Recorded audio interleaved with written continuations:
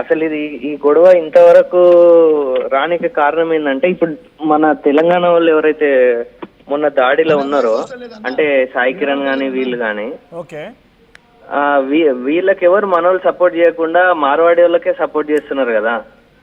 Okay, hello, అయితే మరి వీళ్ళకు ఈ లోకల్లో ఎవరైతే మన తెలంగాణ వాళ్ళు అయ్యి ఉండి కూడా ఈ మార్వాడి వాళ్ళకి సపోర్ట్ చేసేటోళ్ళకి వీళ్ళ వెనకాల ఎవరున్నారో మనం అర్థం చేసుకోవాలి. అయితే నిన్న జోసెఫ్ ఆరోగ్య స్వామి అని ఒక ఆయన ఉన్నాడు. ఓకే, నేనే బాబు ఆయన స్టూడియోలో ఉన్నారు, మాట్లాడండి.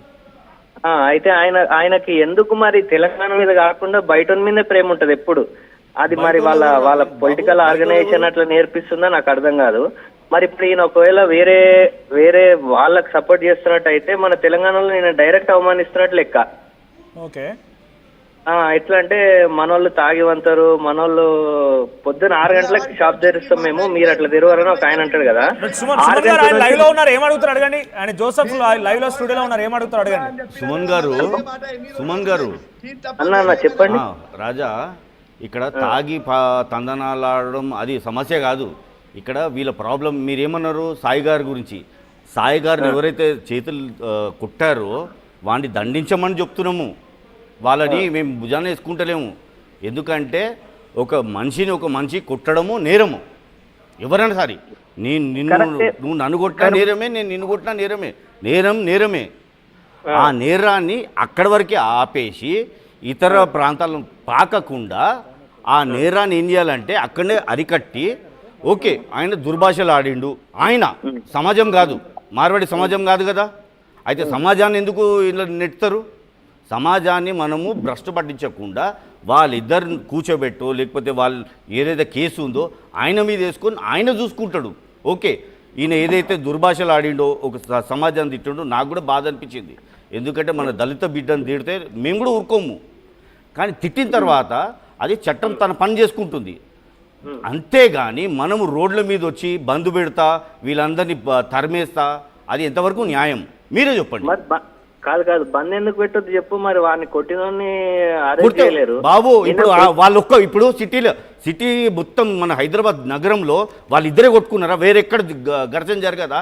వేరెక్కడ గొడవలు పడరా? వేరెక్కడ తిట్టుకోరా? వీళ్ళిద్దరే తిట్టుకున్నారా? పెడతారా?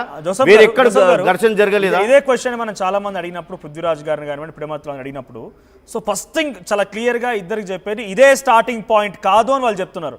సాయిని తిట్టాడు, సాయిని కొట్టాడు అనేది స్టార్టింగ్ పాయింట్ కాదు. దానికన్నా ముందు చాలా సంఘటనలు జరిగాయి. ఇక ట్రిగర్ అయింది, అదొక ఉద్యమంలా మారింది. తర్వాత వీళ్ళందరికి ప్లాన్ ఉంది. ఏం ప్లాన్ ఉంది? నార్త్ సౌత్ ఇది జరగదు. ఈ ద్రావిడ్ కల్చర్ అనేది జరగదు. ఆ పెరియార్ కల్చర్ అనేది రాదు. అడ్డమైన కల్చర్ రాదు ఇక్కడ. ఏమనుకుంటున్నారు మీరు? మళ్ళీ ఏంది? ఆయన ఎవరు తెలుసా? ఆయన సొంత కూతుర్నే పెళ్లి చేసుకుండు ఆయన. అలాంటి కల్చర్ ఇక్కడ తెచ్చి పెడతారా? మర్యాద కాదు. మీరు ఫస్ట్ అలాంటి ఆయన సొంత కూతుర్ని పెళ్లి చేసుకుండు ఆయన పెరియార్. ఆ సమాజాన్ని తీసుకొస్తాం. మళ్ళీ ఇప్పుడు వీసీకి పార్టీ అంటే ఏంటిది? వీసీకి పార్టీకి అంటగట్టండి జోసెఫ్ గారు. స్టార్ట్ చేసింది అక్కడి నుంచే సార్. అక్కడ స్టార్ట్ చేసింది అక్కడి నుంచే. మన తెలంగాణ బిడ్డలకు రవి గారు మరికాసేపట్లో జాయిన్ అవుతారు, పార్టీ వాళ్ళు కూడా జాయిన్ అవుతారు. రవి గారు ఏం మాట్లాడతారు? ఒకటే నిమిషం. నేను ముందు నుంచి చెప్తున్నా, ఈ అహంకారపూరితమైనటువంటి మాటలు, విద్వేషాలు రెచ్చగొచ్చే మాటలు బంద్ చేయమని చెప్తున్నా వాళ్ళకు. వాళ్ళ యొక్క ఈ మాటల వల్లనే మనమని చెప్తాము. మనము నేషన్ ఫస్టా, మీరు ఫస్టా, నేను ఫస్టా? నేషన్ ఫస్ట్ అంటారా? నేషన్ గురించి ఎప్పుడైనా తెలంగాణ ఫస్ట్, ఇది మళ్ళీ అయిపోయింది. నేషన్ కాదు వీళ్ళు, నేషనలిస్ట్ కాదండి వీళ్ళు. ఫస్ట్ మీ ఇంట్లో గొడవ కోసం మీరు మాట్లాడతారు, లేకపోతే పక్కన గొడవ పెట్టుకుని ఇల్లు అట్లా కాదు. మనం ఇంటిని చూసుకోవాలి, పక్క వాళ్ళని కూడా చూసుకోవాలి. అదే అంటారు వాళ్ళు. ఫస్ట్ ఏదంటే ఇంటిని చూసుకోవాలి.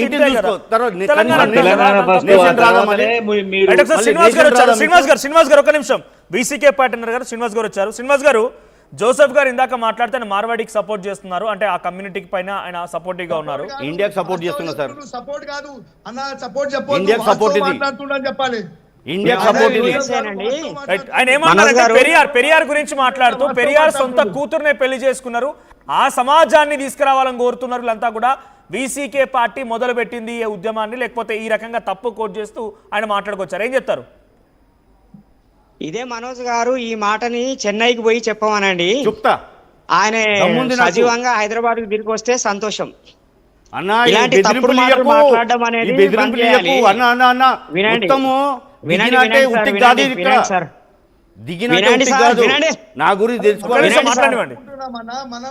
మనం ప్రజలకు ముందు ఈ అక్రమ అరెస్టుల్ని వీసీకే పార్టీ తరఫున మేము తీవ్రంగా ఖండిస్తున్నాము. సమస్యని మరింత జటిలం చేస్తున్నారు. మేము ముందు నుంచి చెప్తున్నాము, మార్వాడీలు చాలా బలవంతులు, మా స్థానిక వ్యాపారులు చేతి వృత్తుల వాళ్ళు బలహీనులు. ఆ బలం ఏందో ఇప్పుడు అర్థమైపోయింది.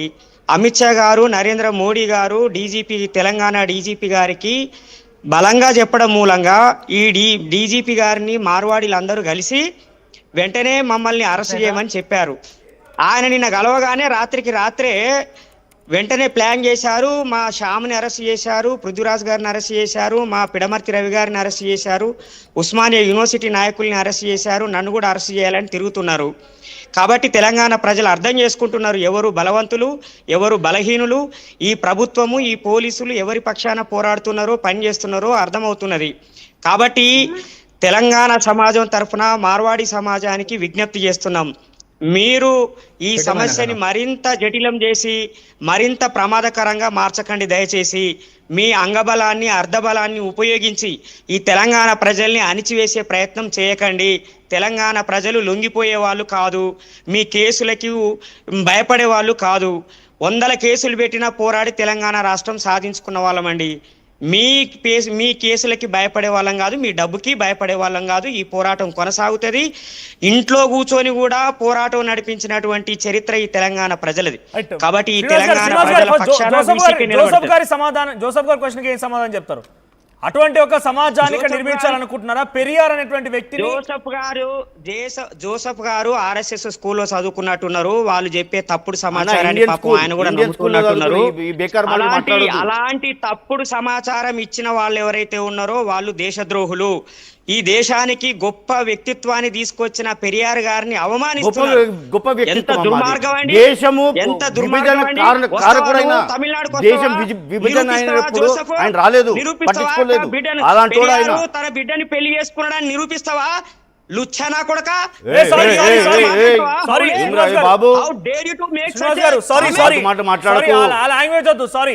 అన్నుతా పట్టుకొని నేను అలాంటి పిచ్చి మాటలు మాట్లాడినావంటే మనోజ్ గారు క్షమించండి, నన్ను క్షమించండి. బాబు పెరియార్ అంత మాట